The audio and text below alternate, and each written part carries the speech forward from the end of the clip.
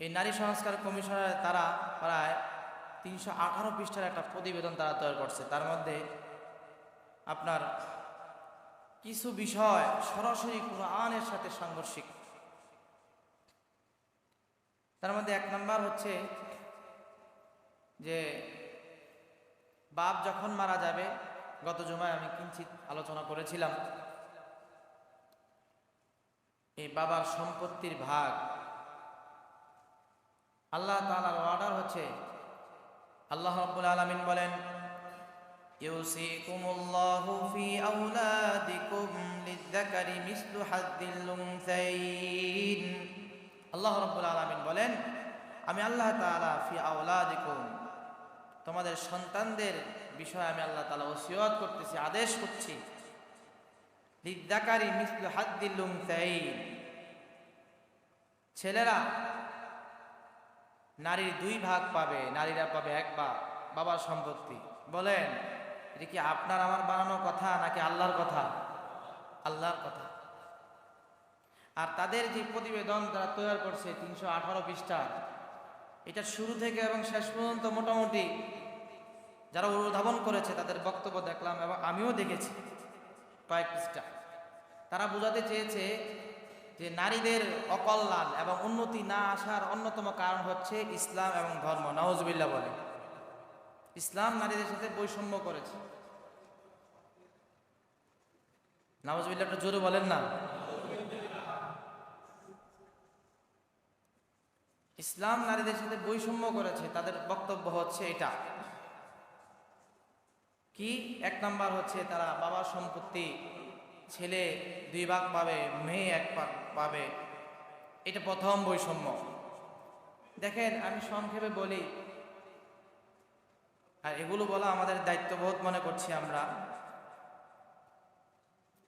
তাদের যুক্তি হচ্ছে ছেলে মেয়ে সমান সমান পাবে, বাবার একটা মেয়ে একটা ছেলে, ছেলেও খাওয়া দাওয়া করে মেয়েও খাওয়া দাওয়া করে, ছেলেও পোশাক পরে মেয়েও পোশাক পরে, ছেলেও পড়াশোনা করে মেয়েও পড়াশোনা করে, সব দেখতেছি এক, তাহলে এখানে কেন 2 হবে? এটা তাদের যুক্তি। কিন্তু আল্লাহ তাআলা যে বিধান দিয়েছেন ছেলে পাবে 2 ভাগ মেয়ে পাবে 1 ভাগ, আল্লাহ তাআলা কিন্তু যুক্তির বাইরে কথা বলেননি। আল্লাহ তাআলারও একটা যুক্তি আছে। যদি আমরা এমন মুমিন, আমরা যুক্তি ছাড়া মাথা পেতে আল্লাহর হুকুম মেনে নিয়েছি, কথা বলেন ঠিক কি না? এটার নাম হচ্ছে মুমিন। আর একটু বলি, আল্লাহ পাক রব্বুল আলামিন নারীদেরকে 1 ভাগ, ছেলেকে 2 ভাগ দিয়েছেন। আল্লাহর যুক্তিটা খুবই চমৎকার।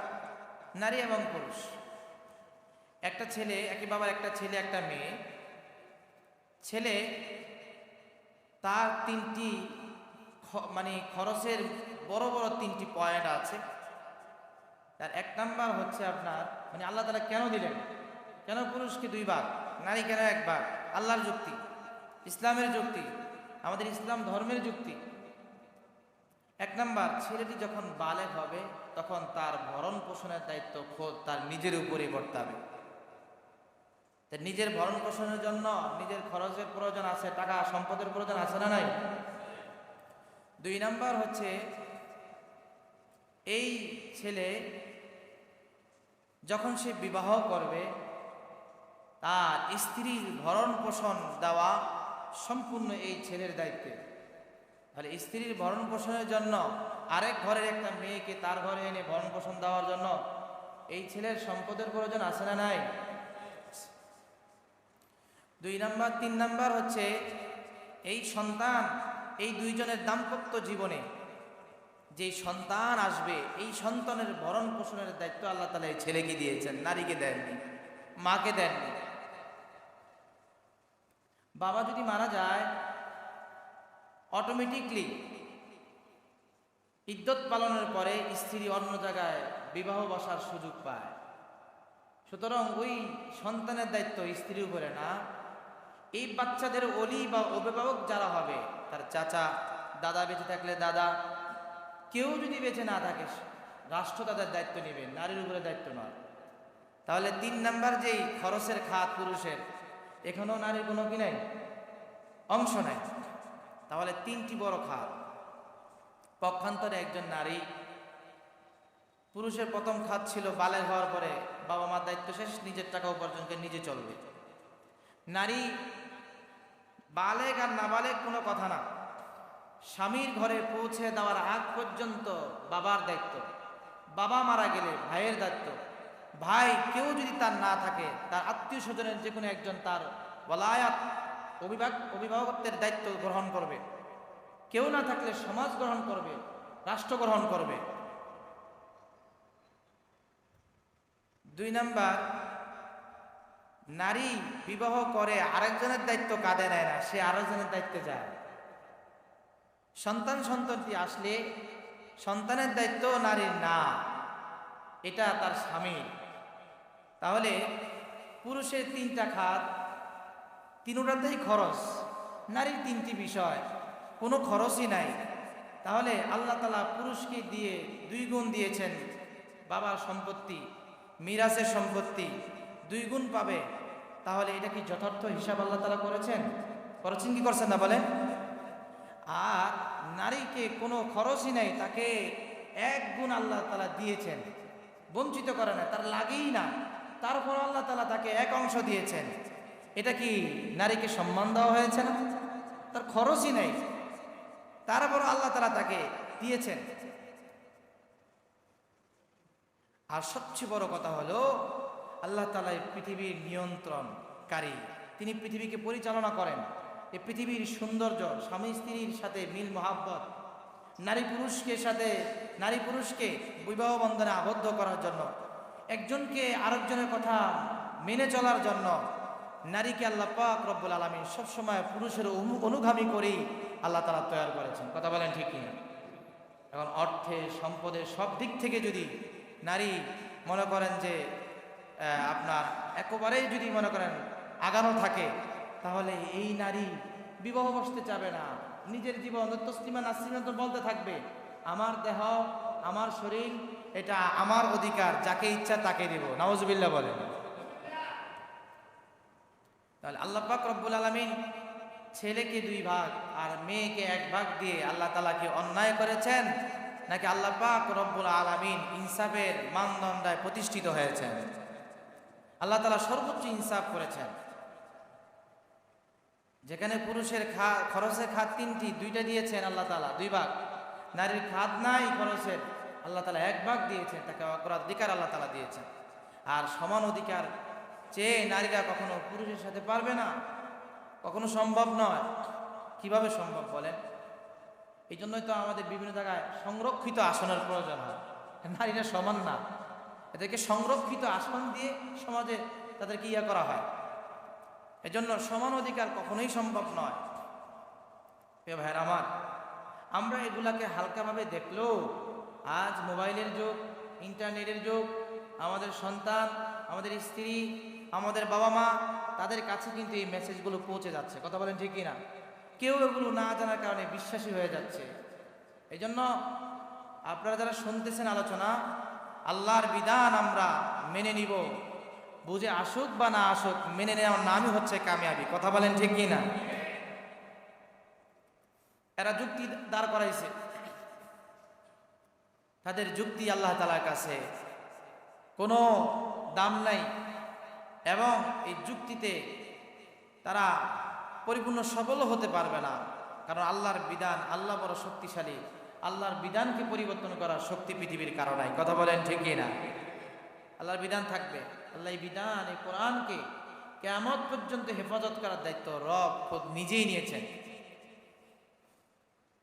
2 নাম্বার, তারা আল্লাহ তাআলার উপর অভিযোগ দিয়েছে যে বহু বিবাহ প্রথা রোধ করতে হবে। একজন পুরুষ ইচ্ছা করলে 2য়, 3য়, 4র্থ বিবাহ করতে পারবে না। এটাও সরাসরি আল্লাহ তাআলার কোরআনের সাথে সাংঘর্ষিক। আল্লাহ রাব্বুল আলামিন বলেন, ফানকিহু মা তাবা লাকুম মিনান নিসাই মাথনা ওয়া থুলাসা ওয়া রুবা। আল্লাহ রাব্বুল আলামিন বলেন, তোমরা বিবাহ করো মা তাবা লাকুম মিনান নিসা, নারীদের মধ্য থেকে যে নারী তোমার পছন্দ হয় তাদের মধ্য থেকে তোমরা 2 অথবা 3 অথবা 4 জন তোমরা নারী রাখতে পারবা। তবে আবার ইচ্ছা করলেই 2 জন 3 জন 4 জন না, বহু শর্ত আছে। শর্ত যদি আপনি 100-তে 100 পূরণ করতে পারেন, আপনি রাখতে পারবেন। আল্লাহ তাআলা বলে যে ফাওয়াহিদা, বান্দা তুমি অধিকাংশ ক্ষেত্রে পারবা না, তোমার জন্য একটাই যথেষ্ট। আমরা ওকে 4 বিবাহ করে বলে বলে চিল্লে দিছি, কিন্তু এই যে দ্বিতীয় বিবাহ, তৃতীয় বিবাহ, চতুর্থ বিবাহ কন্ট্রোল করার মতন সর্বদিক থেকে যোগ্যতা সম্পন্ন আমাকে হতে হবে। টাকা থাকলেই যে আপনি যোগ্যতা সম্পন্ন, বিষয়টা এমন না। ইনসাফ করার মতন মন মানসিকতা আপনার প্রয়োজন হতে হবে। সব দিক থেকে যদি আপনি মনে করেন যে আমি সফল, আমি ইনসাফ করতে পারবো, তাহলে আল্লাহর বিধান আপনি পালন করতে পারবেন। বা আপনি যদি নিজের ঘরের স্ত্রী ছাড়াও অন্য জায়গায় আপনার নজর বা অন্য জায়গায় আপনার খারাপ কোনো চিন্তা ফিকির আসে, বা এমন পর্যায়ে চলে গেছেন যে আপনি জিনার ভিতরে পড়ে যাবেন, জিনা হয়ে যাবে, আর জিনার পরিণাম খুবই ভয়ানক, খুবই ভয়ানক, তাহলে সেই দৃষ্টিকোণ থেকে আলোচনা সাপেক্ষে স্ত্রীর সাথে আলোচনা করা, এটা থেকে বের হয়ে আসা, না পারলে আস্তে ধাপে ধাপে আপনি অন্যদিকে যাওয়া, এত সহজ নয়। এবার আসেন, তারা এই বহু বিবাহকে কেন তারা আটকিয়ে দিচ্ছে, এর কারণ কি? আপনারা দেখেছেন, তারা এই যৌনকর্মীদেরকে শ্রমিক হিসাবে ঘোষণা করার জন্য দাবি জানিয়েছে। নাউজুবিল্লাহ বলবেন না? ভিক্ষা যারা করে, ভিক্ষাবৃত্তি যারা ভিক্ষা করে, তাদেরকে আমরা চেষ্টা করি সেখান থেকে আপনার কিভাবে পুনর্বাসন করা যায়, সেখান থেকে তাদেরকে কিভাবে ফিরে আনা যায়। এটা সচেতন প্রত্যেকটা নাগরিকের দায়িত্ব, রাষ্ট্রের দায়িত্ব। কিন্তু তাদেরকে ভিক্ষার ভিতরে রাখা, এই ভিক্ষাকে একটা কর্ম হিসাবে আপনার প্রতিষ্ঠিত করা, এটা একটা ঘৃণ্য কাজ কিনা বলেন? এই জন্মগ্রহণীদেরকে তারা শ্রমিক হিসাবে দেখতে চায়। তারা এর চেয়ে নির্লজ্জ, এর চেয়ে ব্যতীত কথা আর কিছুই হতে পারে না। আমি চিন্তা করি, ধর্ম উপদেষ্টার কার্যালয়ে তাদের ছবি একসাথে এবং তাদের দাবিগুলো সহকারে এই নারী কমিশনের ভিতরে যেই কোরআন বিরোধী যে কাজগুলো করা হয়েছে, এগুলোর সাথে আপনার আমাদের প্রধান উপদেষ্টার কার্যালয় সংযুক্ত। কথা বলেন ঠিক না? প্রধান উপদেষ্টার কার্যালয় ছাড়া তো সম্ভব না। এই ব্যক্তি ছাত্রদের রক্তের উপর দিয়ে ক্ষমতা পেয়ে আজ ইসলামকে নিয়ে সে এখন আপনার লাফালাফি করতেছে। ইসলামের মধ্যে অনেক কিছু, ইসলামকে বাদ দেওয়ার জন্য ষড়যন্ত্র চলতেছে। এমনকি এই দেশের রাষ্ট্রীয় ধর্ম ইসলামকে থাকতে দিবে না। নাউজুবিল্লাহ বলেন। প্রিয় ভাইয়ের আমার, আল্লাহ পাক রব্বুল আলামিন যে বিধিবিধানগুলো আমাদেরকে দিয়েছেন, এগুলোর প্রত্যেকটাকে আমাদের মেনে নিতে হবে যুক্তি ছাড়া। কথা বলেন ঠিক কিনা? যুক্তি আছে, যুক্তি ছাড়া মেনে নেওয়ার নাম কি বলেন? ইসলাম। এই পৃথিবীতে আল্লাহ পাক রব্বুল আলামিন এক মাস্টারের কথা, এক গুরু কথা আল্লাহ তাআলা কোরআনের ভিতরে বারবার উল্লেখ করেছেন, যেন মানুষ এই মাস্টার, এই গুরু থেকে দূরে থাকতে পারে। কারণ এই মাস্টার সাহেব এত খারাপ, তাকে যে অনুসরণ করবে তার ছাত্রও খারাপ হয়ে যাবে। তিনি হলেন ইবলিস। বলেন তিনি কি? আল্লাহর সাথে সর্বপ্রথম তিনি যুক্তি দিয়েছেন। আল্লাহ পাক রব্বুল আলামিন হযরত আদমকে বানায়া আল্লাহ তাআলা বলেন, এই ফেরেশতারা, আমার আদমকে তোমরা সেজদা করো। সকল ফেরেশতারা সেজদা করলো, ইল্লা ইবলিস, তবে ইবলিস সেজদা করলো না। আবা ওয়াস্তাকবার, অস্বীকৃতি জ্ঞাপন করলো এবং অহংকার করলো। আমার আল্লাহ পাক রব্বুল আলামিন একদিন বললেন, এরে ফেরেশতা, এরে ইবলিস, আমি আল্লাহ পাক রব্বুল আলামিন তোমাকে যখন আদেশ করলাম এই আদমকে সেজদা করার জন্য, তুমি কেন সেজদা করনি? তখন ইবলিস যুক্তি দেয়, আল্লাহ তুমি আমাকে বানাইছো। ইবলিস যুক্তি দেয়, খলাকতাহু মিন নারিন ওয়া খলাকতাহু মিন তিন ওয়া খলাকতাহু মিন নার, খলাকতানি মিন নারিন ওয়া খলাকতাহু মিন তিন। তুমি আমাকে বানিয়েছো আগুন দ্বারা এবং তাকে বানিয়েছো তুমি মাটি দ্বারা। মাটি যদি উপরে নিক্ষেপ করা হয়, উপরে যদি মারা হয়, নিচের দিকে পড়ে যায়, আর আগুন নিচে জ্বালালে উপরের দিকে উঠে যায়। তাহলে বোঝা গেল মাটি থেকে আগুন বড় দামি, বড় শ্রেষ্ঠ। সুতরাং শ্রেষ্ঠ জিনিস কখনো নিম্নগামী জিনিসকে সেজদা করতে পারে না। নাউজুবিল্লাহ বলে। আল্লাহ তাআলা বললেন, ফাখরুজ ফাইন্নাকা রাজিম। আল্লাহ তাআলা এই ফেরেশতাকে প্রায় ৮০,০০০, এই ইবলিস ৮০,০০০ বছর আল্লাহ তাআলার গোলামি করেছে। আল্লাহ তাআলা তাকে 4টা পুরস্কার দিয়েছেন। এক নাম্বার পুরস্কার হলো, 4টা পুরস্কারের 1 নাম্বার পুরস্কার হলো এই ফেরেশতাকে, এই ইবলিসকে আল্লাহ পাক রব্বুল আলামিন পৃথিবীর সব জায়গায় রবের কদমে সেজদা করার তৌফিক দিয়েছিলেন। আল্লাহর তৌফিক পাওয়া এটা কিন্তু বড় নেয়ামত। 2 নাম্বার হলো এই ইবলিস আল্লাহ পাক রব্বুল আলামিন তাকে সেজদা করার কারণে আল্লাহ তাআলা তাকে সব মুআল্লিমুল মালাইকা বানিয়ে দিয়েছেন, ফেরেশতাদের শিক্ষক বানিয়ে দিয়েছেন। 3 নাম্বার হচ্ছে এই ইবলিসকে আল্লাহ পাক রব্বুল আলামিন জান্নাতে রেখেছিলেন। 4 নাম্বার এই ফেরেশতাকে, এই ইবলিসকে আল্লাহ পাক রব্বুল আলামিন মুহূর্তের ভিতরে সারা পৃথিবী ভ্রমণ করার ক্ষমতা এবং মানুষের রগ রেশায় ঢোকার মতন একটা শক্তি দিয়েছেন। আল্লাহ পাক রব্বুল আলামিন সাথে এই অহংকার করার কারণে আল্লাহ তাআলা প্রথম 3টি আল্লাহ পাক রব্বুল আলামিন তার থেকে ছিনিয়ে নিলেন, আর তার আরজি এবং দাবির ভিত্তিতে মুহূর্তের ভিতরে হাজির হওয়া, মানুষের রগ শিরা উপশায় ঢোকা, এটা আল্লাহ পাক রব্বুল আলামিন রাখছেন। 3টি বড় নেয়ামত আল্লাহ তাআলার গোলামি করেছে, সেজদা দিয়েছে, মুআল্লিমুল মালায়েকা ছিল, জান্নাতে ছিল। এই 3টি বড় নেয়ামত সে হারিয়েছে, আর অন্যতম কারণ হচ্ছে সে আল্লাহ তাআলার সাথে অহংকার করেছে। কথা বলেন ঠিক কিনা? সে আল্লাহ তাআলার হুকুম মানতে চায় না। এই মাস্টার, বড় মাস্টার, প্রত্যেক যুগে যুগে প্রত্যেকটা এলাকায় প্রত্যেকটা রাষ্ট্রে এর কিছু ছাত্র থাকবে। প্রথমে এই দেশে 13 সালে তসলিমা নাসরিন, এই শয়তানের সবচেয়ে বড় আপনার ছাত্রী ছিল আপনার তসলিমা নাসরিন। সেও বলেছিল আল্লাহ আমাদের প্রতি জুলুম করেছে, বলে নাউজুবিল্লাহ। বাংলার মুসলমানদের তাওহীদি জনতার আন্দোলনের মুখে পড়ে বোরকা পরে সে বিদেশে পলায়ন করতে বাধ্য হয়েছে। কথা বলেন ঠিক কিনা? এই কমিশন যদি বাতিল করা না হয়, আমরা জনসাধারণ মুসলমানরা এমন আন্দোলন করে তুলব, ইউনূস সরকার আপনি পালাবার 5 মিনিটের রাস্তাও পাবেন না। কথা বলেন ঠিক কিনা? এর আগের জালেমরা যে সাহস পায়নি, আপনি সে সাহস দেখিয়েছেন। আল্লাহর কোরআনের বিরুদ্ধে আইন করার এই দেশে অন্তত সম্ভব না। কথা বলেন ঠিক কিনা?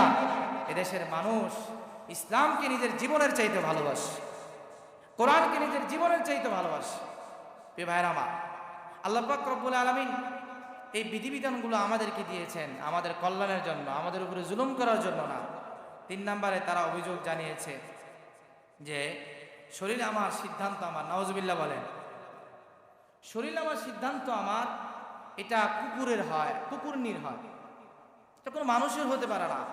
কুকুরের কোনো শিক্ষা দীক্ষা নাই, এটা নির্বোধ প্রাণী, কিন্তু বোধসম্পন্ন প্রাণী কখনো এই কথা বলতে পারে না। এখন কথা হলো, মানুষ তো বোধসম্পন্ন প্রাণী, সে মানুষ হয়ে এরকম কুকুরের মতো কথা বলতে পারলো কিভাবে? এর কারণ হলো আল্লাহ পাক রব্বুল আলামিন বলেছেন, আর রহমান আল্লামাল কোরআন খলাকাল ইনসান। তোমাদের শিক্ষার সাথে যদি আমি আল্লাহ পাক রব্বুল আলামিনের রহমানের যদি পরিচয় না থাকে, রহমানের কথা যদি উল্লেখ না থাকে, রবের নামে পড়া যদি তোমাদের না হয়, তাহলে মানুষ শুধু চেহারা দেখতে মানুষ দেখা যাবে, কিন্তু প্রকৃত মানুষ সে হতে পারবে না, তাসলিমা নাসরিন হয়ে যাবে। কথা বলেন ঠিক কিনা? আমার শিক্ষার সাথে যদি কোরআনী শিক্ষা না থাকে, আপনি আপনার সন্তানকে কলেজ ইউনিভার্সিটিতে পড়ান, আমাদের কোনো আফসোস নাই। দেখতে হবে সেখানে আপনার ইসলামকে প্রাধান্য দেয় কিনা। যদি প্রাধান্য না দেয়, তাহলে আপনার সন্তান বিপদগামী হওয়ার সম্ভাবনা রয়েছে 100তে 100। আল্লাহ পাক রব্বুল আলামিন বলেছেন, আর রহমান আল্লামাল কোরআন খলাকাল ইনসান। দয়াময় আল্লাহ শিখালেন কোরআন, বানালেন ইনসান। আল্লাহ আগে মানুষকে কোরআন শিক্ষা দিলেন, তারপরে মানুষ বানালেন। আল্লাহ বলতে পারতেন যে আমি আগে মানুষ সৃষ্টি করেছি, তারপরে কোরআন শিক্ষা দিয়েছি। আল্লাহ মানবীয় দৃষ্টি উল্টা কেন বললেন?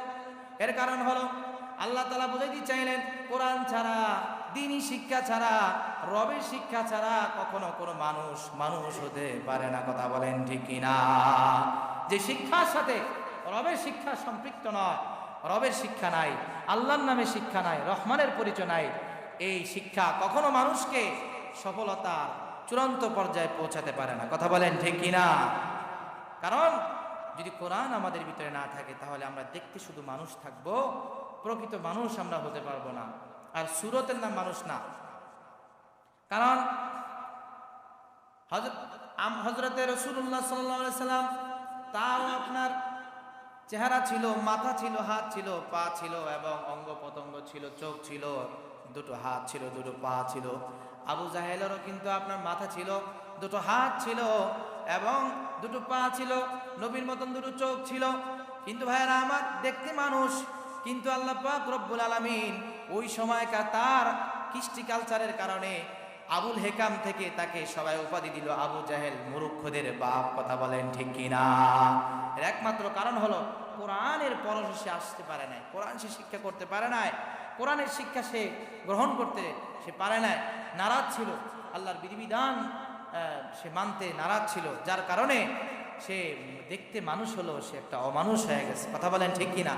আমাদের সমাজও দেখবেন কোরআনের কথা মানতে চায় না, আল্লাহর বিধান মানতে চায় না, এগুলো মানুষ্য শয়তান। কথা বলেন ঠিক কিনা? আমরা আমাদের আল্লাহ তাআলা যে বিধিবিধানগুলো দিয়েছে এগুলো মানার চেষ্টা করবো তো ইনশাআল্লাহ। তো এখানে সে বলেছে যে শরীর আমার, সিদ্ধান্ত আমার, দেহ আমার, সিদ্ধান্ত আমার। না না, তোমাকে নিশ্চয়ই একজন সৃষ্টি করেছেন, তিনি আমাদের কি বলেন? আমাদের রব, আমাদের আল্লাহ। সৃষ্টি যার, তার থিওরি অনুযায়ী আমাদের চলতে হবে, তার থিওরির বাইরে চলার সক্ষমতা ক্ষমতা মানুষের নাই। কথা বলেন ঠিক কিনা? এর বাইরে গেলে বিপদগামী। আল্লাহ বলেন আলা লাহুল খালকু ওয়াল আম, বান্দারে সৃষ্টি যেহেতু আমি আল্লাহ, সৃষ্টি যেহেতু আমি আল্লাহ তোমাকে করেছি, পৃথিবীর কোনো মানুষের বানানো কোনো বিধিবিধান চলবে না। সৃষ্টি আমি আল্লাহ, এই তোমার ব্যাপারে হুকুম হাকাম চলবে আমি আল্লাহ, কোনো পাশ্চাত্য সংস্কৃতি চলবে না। কথা বলেন ঠিক কিনা? ইহুদি খ্রিস্টানদের এই সমস্ত কৃষ্টি কালচার, হুকুমা হাকাম আমরা মানতে চাই না, কারণ আমাদের সৃষ্টিকর্তা হচ্ছেন আমাদের রব, আমরা রবের হুকুম মানবো। কথা বলেন ঠিক কিনা? আর যাদের প্রভু হচ্ছে আমেরিকা, ইউরোপ আমেরিকা, তারাও ইউরোপ আমেরিকার কথা মানবে, প্রভুর কথা মানবে, আমাদের কোনো আফসোস নাই। কিন্তু তাদের ভিতরে সীমাবদ্ধ থাকতে হবে। এই ক্যান্সার বাংলাদেশের রন্ধে রন্ধে পৌঁছতে দেওয়া হবে না। কথা বলেন ঠিক কিনা? কারণ এই দেশের মুসলিম মা বোনেরা ইসলামকে সম্মান করে।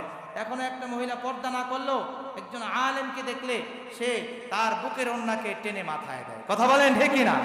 এটাই এই দেশের নারীরা যে ইসলামকে ভালোবাসে, আল্লাহকে মহাব্বত করে, এর প্রতীক। কথা বলেন ঠিক কিনা? এই সৌন্দর্যকে নষ্ট করতে চায়। এবং 4 নাম্বার, তারা দাবি উঠেছে, আল্লাহর প্রতি তাদের অভিযোগ, নারীদের অসুস্থ হওয়া কুসংস্কার, কুপ্রথা। অর্থাৎ আমাদের আম্মাজানেরা মাসে কেউ 1 সপ্তাহ, কেউ একটু বেশি কম বেশি সে অসুস্থ থাকে। এই অসুস্থতা বলা এটা কুপ্রথা। নাউজুবিল্লাহ বলেন, এটা বলা যাবে না। মানে এই সময়টাও স্বামী স্ত্রী একজন একজনের কাছে যেতে পারবে, সরাসরি আল্লাহর কোরআনের আয়াতের সাথে সাংঘর্ষিক। আল্লাহ পাক রব্বুল আলামিন বলেন ওয়ায়াসআলুনাকা আনিল মাহিদ কুল হুয়া আযান ফা'তাদিলুন নিসা ফিল মাহিদ। ওগো পয়গম্বর, আপনার কাছে হায়ের সম্পর্কে জিজ্ঞেস করা হবে, ঋতুবতী নারীদের সম্পর্কে জিজ্ঞেস করা হবে। ও হাবিব, আপনি বলে দেন ফালা ওয়ালা তাকরাবুহুন্না হাত্তা ইয়াতাহারনা, খবরদার খবরদার, এটা নাপাকি অবস্থা, এই সময় তোমরা কখনো নারীদের কাছে যেও না। হাত্তা হাত্তা ইয়াতাহারনা, যতক্ষণ না তারা পবিত্র হয়, পুত পবিত্র হওয়ার আগ পর্যন্ত যাওয়া যাবে না। ফাইদা তাতাহারনা ফাতুহুন্না মিন হাইসু আমারাকুমুল্লাহ, পবিত্র যখন হবে, আল্লাহ যেভাবে আদেশ করেছেন সেভাবে তোমরা তাদের কাছে যাও। তাহলে এই যে নারীদের হায়েজ হওয়া, এটা স্বীকৃত আল্লাহর পক্ষ থেকে, এটা একটা স্বাভাবিক বিষয়। এই সময় পুরুষরা দূরে থাকতে হবে নারীদের থেকে, এটাই আল্লাহর হুকুম। তারা এই নোংরা কাজে জড়িত হওয়ার জন্য এই বিধান করেছে, এটাকে কুসংস্কার বলে চালিয়ে দিয়েছে, কুপ্রথা বলে চালিয়ে দিয়েছে। নাউজুবিল্লাহ বলেন। আল্লাহর বিধানকে সরাসরি তারা, আল্লাহর বিধানকে তারা অস্বীকার করতেছে। প্রিয় ভাইরা আমার, আল্লাহ পাক রব্বুল আলামিন কি বলেছেন এরপরে? আল্লাহ তাআলা বলেন ইন্নাল্লাহা ইউহিব্বুত তাওয়াবিন ওয়া ইউহিব্বুল মুতাতাহহিরিন, আমি আল্লাহ পাক রব্বুল আলামিন, আমি আল্লাহ পাক রব্বুল আলামিন তওবাকারীদের ভালোবাসি এবং পবিত্র যারা তাদেরকে ভালোবাসি। অর্থাৎ এই সময়টা হলো অপবিত্র, যারা এটা থেকে বিরত থাকবে তাদেরকে আল্লাহ ভালোবাসেন। যারা জড়িত হবে, যারা কুসংস্কার বলে এবং কুপ্রথা বলে, তারা অপবিত্র, তারা সমাজের নিকৃষ্ট। কথা বলেন ঠিক না? প্রিয় ভাইরা, এগুলো বলে বলে তারা আমাদের আম্মাজানদের সম্মান বৃদ্ধি করছে না, তারা আমাদের আম্মাজানদেরকে একেবারে অধপতনের চূড়ান্ত শিখরে নামিয়ে দিচ্ছে, চূড়ান্ত পর্যায়ে নামিয়ে দিচ্ছে। কথা বলেন ঠিক না? এই নারী উন্নয়ন যখন থেকে শুরু হয়েছে, নারীদেরকে কর্মীতে নেওয়া শুরু হয়েছে, তারা চায় এই নারীদেরকে আপনার রাস্তাঘাটে উলঙ্গ বেহায়াপনাভাবে উপস্থাপন করার জন্য। পশ্চিমা কৃষ্টি কালচার কখনো আমাদের জন্য কল্যাণ বয়ে আনবে না, কারণ এগুলো মানুষের বানানো। আর কোরআন আমাদের রব আমাদের সৃষ্টি করেছে। আপনি একটা জিনিস নিজে বানাইছেন, তো এটার কোনটা ভালো দিক খারাপ দিক এটা আপনিই ভালো জানবেন, ঠিকই ঠিক না? আমাদেরকে আল্লাহ বানিয়েছেন, আল্লাহ আমাদের জন্য কোনটা কল্যাণ কোনটা অকল্যাণ পৃথিবীর কেউ জানে না, জানে কে? আল্লাহ। এজন্য আমরা আল্লাহর হুকম হাকামকে মানব। 5 নম্বরে ট্রান্সজেন্ডার। এই ট্রান্সজেন্ডার এটাও কিন্তু আল্লাহ পাক রব্বুল আলামিনের বিধানের বরাবর সংঘর্ষ। কারণ আল্লাহ পাক রব্বুল আলামিন বলেন, ওয়ালা আমুরান্নাহুন্না ফালা ইউগাইয়িরুন্না খালকাল্লাহ। শয়তান তোমাদেরকে এমন ভাবে আদেশ দিবে, শয়তানকে তোমরা অনুসরণ করবে, এক পর্যায়ে গিয়ে তোমরা আল্লাহ তাআলার সৃষ্টিকে তোমরা বিকৃত করবে। বলেন নাউজুবিল্লাহ। হাদিস শরীফের পয়গম্বর নবী সাল্লাল্লাহু আলাইহি সাল্লাম বলেন, আল মুতাশাব্বিহিনা মিনার রিজালি মিন নিসা ওয়াল মুতাশাব্বিহাতি মিনান নিসাই বির রিজাল। আল্লাহর পয়গম্বর বলেন, নারী পুরুষের ভেষ ধরবে আর পুরুষ নারীর ভেষ, যে পুরুষ ধরবে, যে পুরুষ নারীর ভেষ ধরবে আর যে নারী পুরুষের ভেষ ধরবে, আল্লাহ পাক রব্বুল আলামিনের লানত তাদের উপরে পতিত হয়। বলেন নাউজুবিল্লাহ।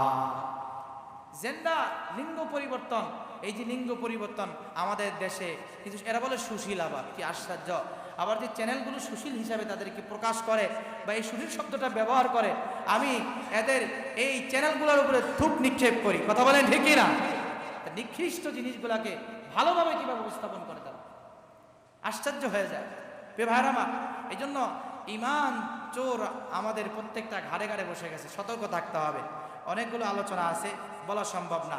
একটা জিনিস সহজে বুঝিয়ে দেই যে ইসলাম কখনো নারীদেরকে ঠগায় নাই। ইসলাম নারীদেরকে সর্বোচ্চ মর্যাদা সম্মান দিয়েছে। কথা বলেন ঠিক কিনা?